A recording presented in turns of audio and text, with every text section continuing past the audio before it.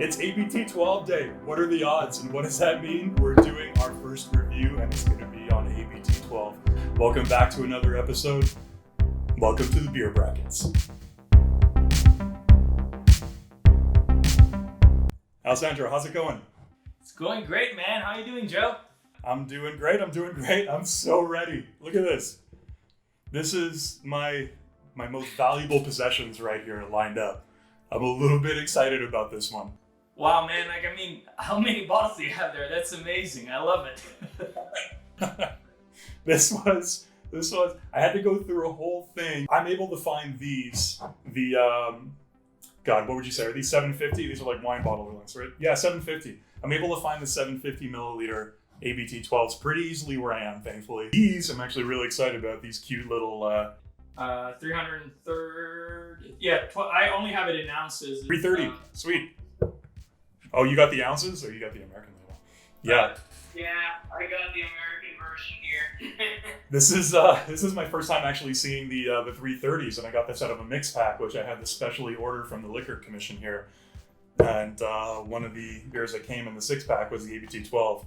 So I'm really happy to have my cute little mini bottles here now as opposed to the bigger ones. We're going to be doing our first review today. ABT 12 is a bit of a big one for us. It's one of our personal favorites. Alessandro, what are we going to be looking forward to with our review system here today? What are we going to be breaking down? We're talking about reviews. So when you review a beer, it's important to understand that you are trying to look a little bit further into what the beer is, but more importantly, what you are tasting.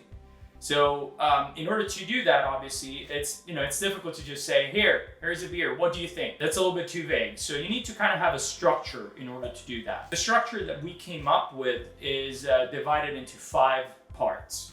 The first one is about the aroma of the beer. So purely, entirely just what you smell.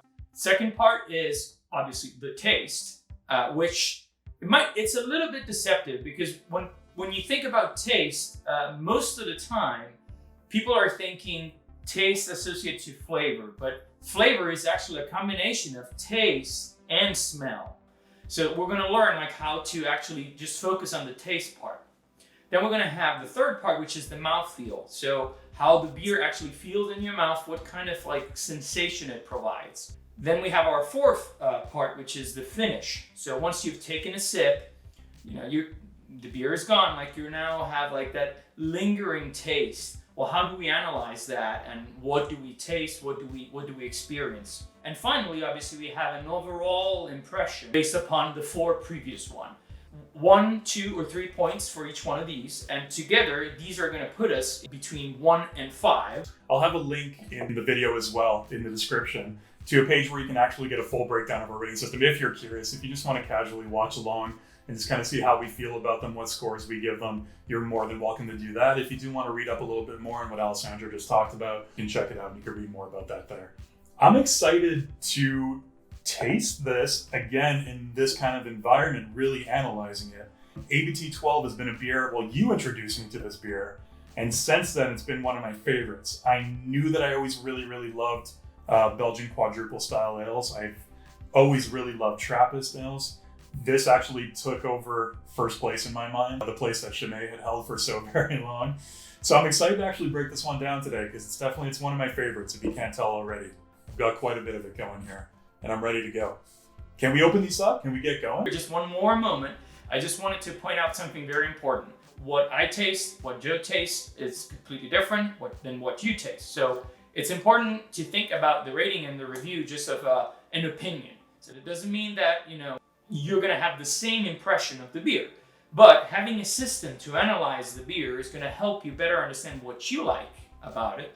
And if you do it enough, you'll start recognizing certain patterns, having certain descriptors, and this will help you in your beer adventure. So ultimately, that's the goal here. We're trying to understand better what we like so that when we're exploring more beers, we are able to identify it better. Because Alessandro is the true beer connoisseur, beer and wine. I love beer. I consider myself a connoisseur as well, but I'm constantly learning from him. So I'm hoping that you guys can pick up a thing or two from him during this episode as well. But I'm along for the ride just like everybody else. I'm a bit of a casual, easy beer drinker. I like to break down different characteristics like you've seen in past videos. I'm really, really excited to go full speed ahead with this system today and learn a thing or two from Alessandro. I'm anxious, man. Can we pour these out? Absolutely, man. You go ahead. Woo! Guys. Oh, look at that.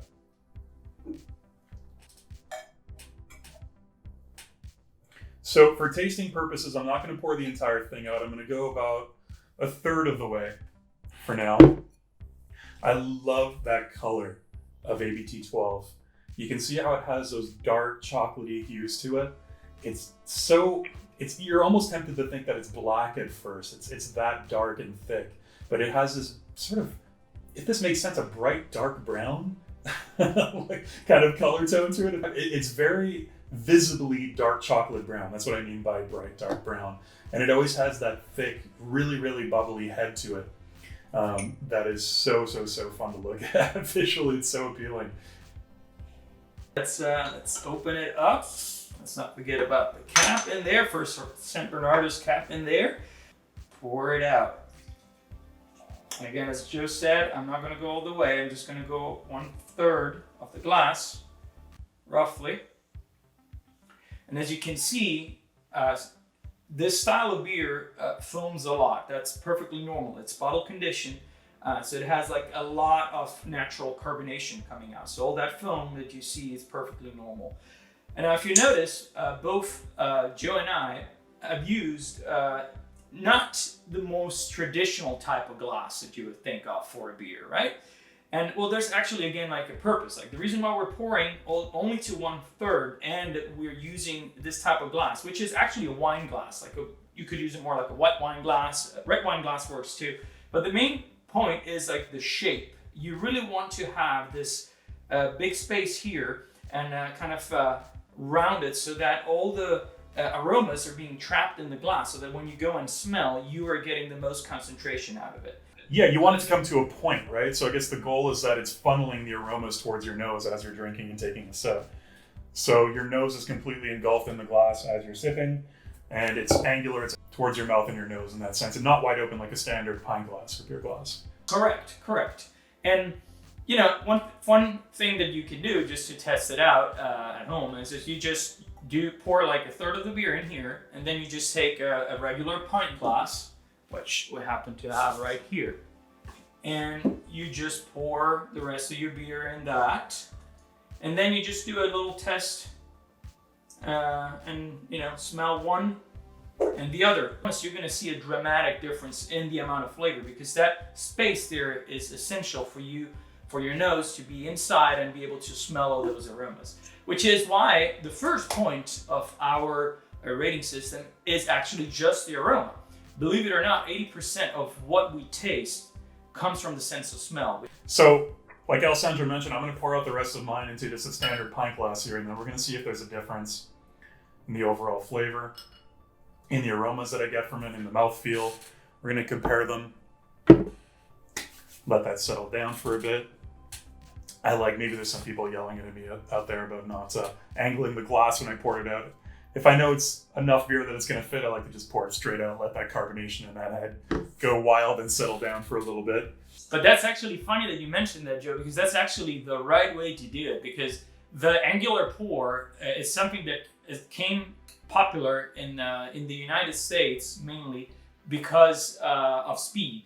Because that allows you to, as you said, not get too much of the carbonation out. So it allows you to pour the beer faster into the glass. It became popular with bartenders, from what I remember, right? So just in terms of if you're working in a busy bar, being able to pour out beers really, really quickly on tap, one pint after another, angling it in that way just gives you that extra speed. But it's not actually beneficial for the flavor of the beer, right? You're absolutely correct, because actually pouring it in this way, and St Bernardus themselves are recommending to pour with a straight line in the middle of the glass to get that carbonation out. So that's the way you did it is absolutely perfect. The reason why it's popular with bartenders is because obviously it's speedy.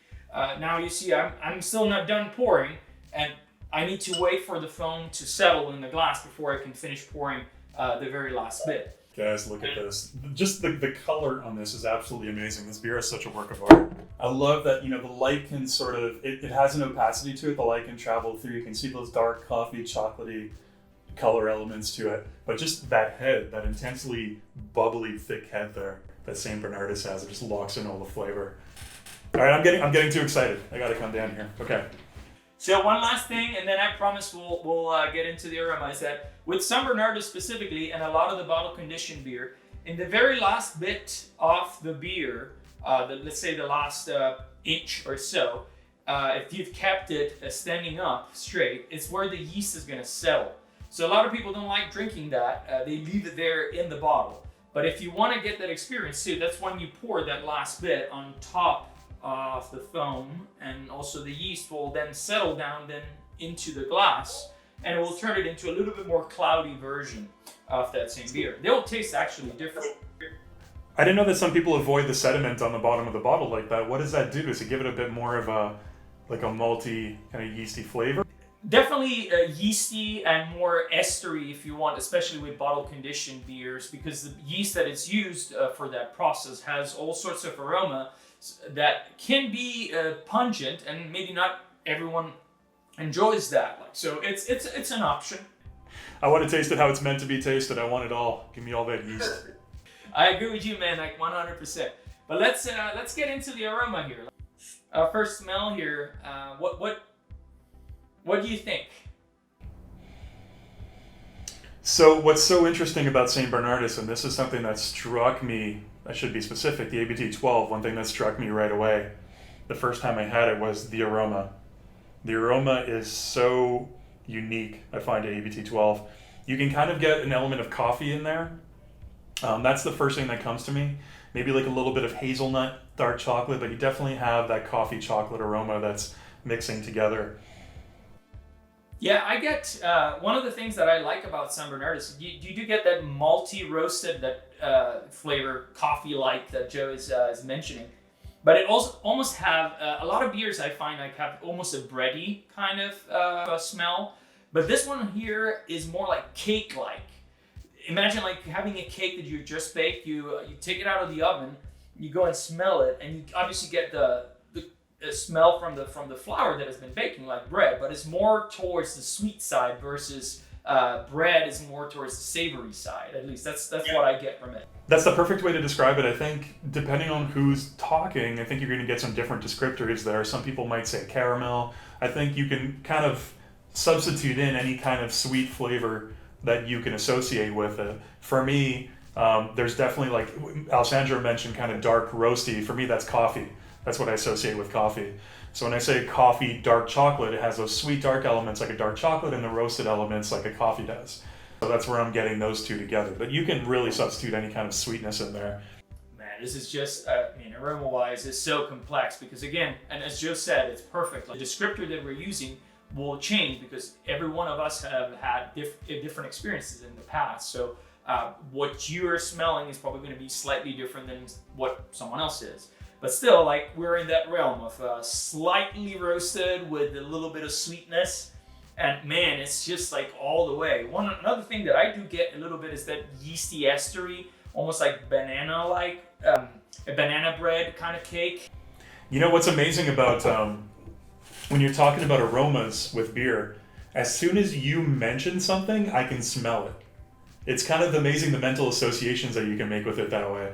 The minute, I never would have said banana bread on my own. I'm thinking something similar. I'm thinking chocolates, I'm thinking sweetness. But the minute you said banana bread and then going back in to smell it, I smell banana bread, I smell bananas. It's amazing how that mental association with smells, what you're thinking of impacts it so much too as well. And the thing is that with aromas, but in general, especially when you begin and you don't have a lot of comparisons that you have been paying attention to, because you obviously have smelled all those things, but your brain is not used to call them back as fast because it's a different type of path that it has to go. Once you start getting into these associations, you will realize that you find them way easier in other beers. So this is a great exercise to do, and it involves beer and drinking. Like, so who doesn't like that? I don't know. Let's get a taste. What do you think, Joe? Are you ready? Cheers. Oh my God! Finally. Cheers, my friend. Cheers.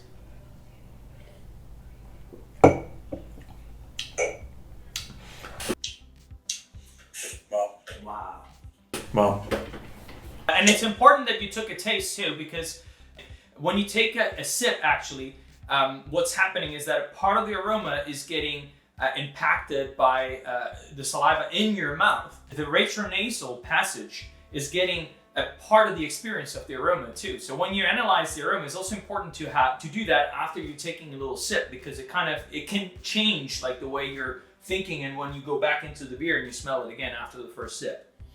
so if we're looking at nice, good, or great for the aroma, I'm going to have to go great. That might have been a little bit predictable. Kind of what you touched on before, most beers you get a bit of a bready aroma to it, especially if you're smelling a lager. Most ales, if you stick your nose into a glass and you take a big whiff of it, you're going to get a really, really strong bready aroma. This is so complex with its scents. You can pick out 5 or 6 unique things that you could probably recognize on your own. You probably say 5 different things that I did, but it's definitely on the great scale. I totally agree. I mean, this is probably one of the most complex and pleasant aromas I've personally experienced in beer. So it's definitely great for me in the aroma. I'm going to switch over to the pint glass now. I want to see how this affects it. Well, you know what's really interesting? So the aroma out of a pint glass is completely different. They've been poured out the same amount of time. It's not as strong. Whether it's this type of beer glass that's meant for, this one specifically is meant for Belgian ales. Anything that comes to a bit of an angular point at the end that concentrates the smells around your nose, try it with one of these glasses, and then try with something that has an open top completely, like a pint glass. The aromas are so much less concentrated. It's absolutely amazing. Once you switch over to this glass, half of it is gone. Half of the experience is gone. And you know, if you think about that 80% of what you smell is impacting the way you experience the beer, these 2 glasses have a completely different sensation and feeling. So it's really interesting to do this test comparison. So I encourage you to try it with your next beer. It's so important, guys, to use the right glass for your beer. And with something like ABT 12, you really, really see why this is important. The difference in the aroma, the experience, when you're taking every sip out of a proper glass for this type of beer, it's a completely different aromatic sensory experience. So this is something I'm learning today too. I've never tried this test before, really side by side with a proper glass for a specific beer and just a regular pint glass to compare the different experiences. I've never done that. It's tricky. So the next thing we're going to talk about now is taste. Now, when I say taste, I know this might sound a little strange, but I'm literally just talking about what you can sense with the sense of taste on your tongue or in your mouth, which, strangely enough, is only actually 5 things.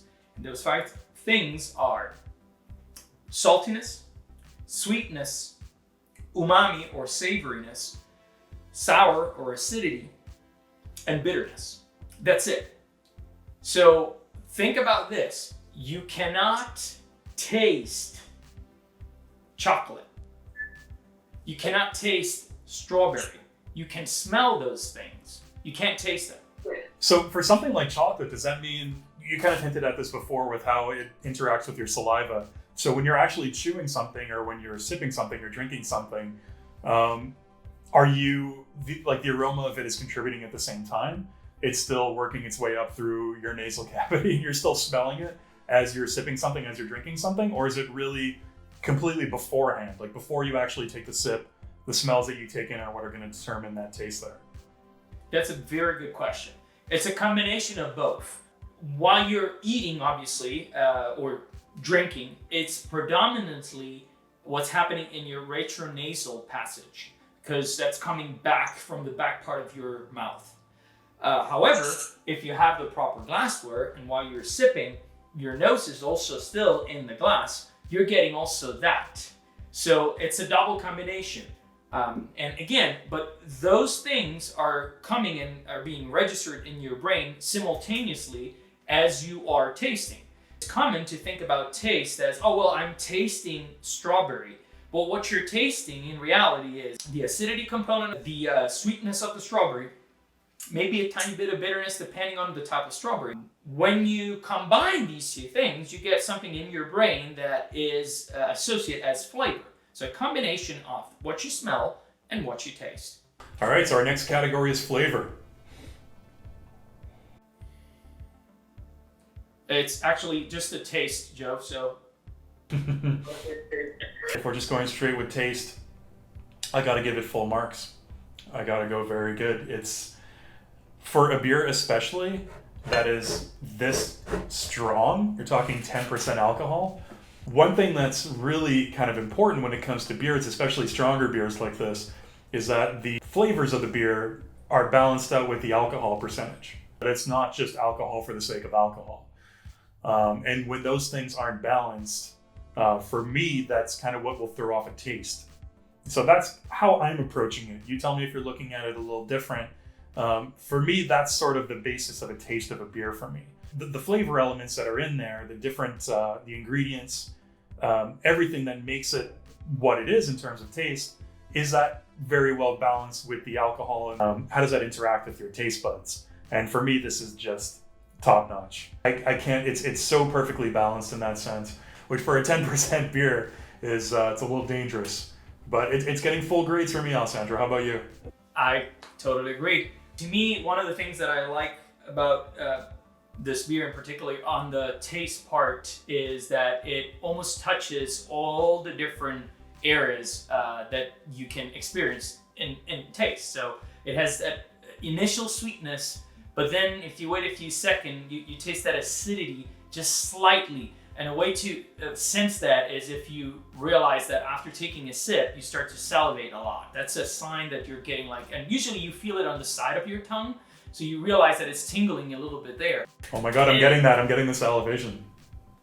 And then at the end, you do get that bitterness that comes obviously from the hops that are here in the beer. They're not a main component because you can't really, they're not up front, but the bitterness is there. So you get that at the very end, and that's what's giving you that nice crispiness. So see, these three things are present in the beer, and I would almost say a little element of savoriness because it really has that richness that almost you would associate with certain foods. So it really checking all the boxes. So it's great for me too. So it's a top rating for me.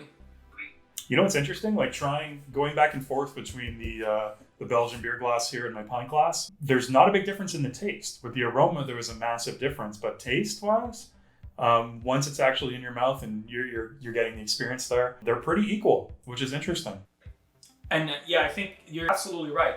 The taste part is not influenced too much by the glass. It's more the nose, which if you consider all in together, it gives you a different experience. It's a great beer in both classes. Let's be clear. It's like whiskeys for me, where one of the most enjoyable thing about whiskeys is the aroma. So if you have the right whiskey glass, you take it in, you get a sniff, you take in the fumes, you take in the smell. And with whiskey, it's so much more potent, especially if you have the right glass. The smells are so concentrated, you almost feel that burning in your nostrils when you're smelling it. But that's part of the experience of drinking a glass of whiskey for me. And this brings us to our next category, which is the mouthfeel. And this is a little bit more difficult to pinpoint, but it's something that if you think it's very important. If it was a food, we would talk about texture. When you're thinking about beer, you're thinking about mouthfeel. Normally it has to do a lot with how thick it is, so how heavy it feels on your mouth. The alcohol content obviously is very important. But again, in this beer, we're talking about a 10.5 if I'm not mistaken. No, just 10%. Incredibly light. And the reason is because the carbonation is so high and you can feel it. It's almost creamy. So the alcohol is balanced out by all the other flavors. And on top of that, you have this nice, very airy mouthfeel in the beer that is absolutely fantastic. So for me, again, top rating for me as well. ABT 12 is one of the most interesting beers I've ever drank for mouthfeel. It's almost like you're taking in carbonated water, like you're drinking a LaCroix or something along those lines. You can feel the carbonation on your tongue, in your mouth. It's almost like millions of little bubbles that are kind of exploding on your tongue as you drink it. The carbonation makes it really, really crisp. It's clean. This is the next element we're going to go into, but in terms of an aftertaste, there's nothing lingering there. So you feel really clean after drinking it too. You don't feel like there's any residue, anything left in your mouth afterwards. Really, for me, I feel those little bubbles in the head, and the carbonation so strong on this beer. It's full grade for me. It's another top-notch score on this one. It's just perfect across the board.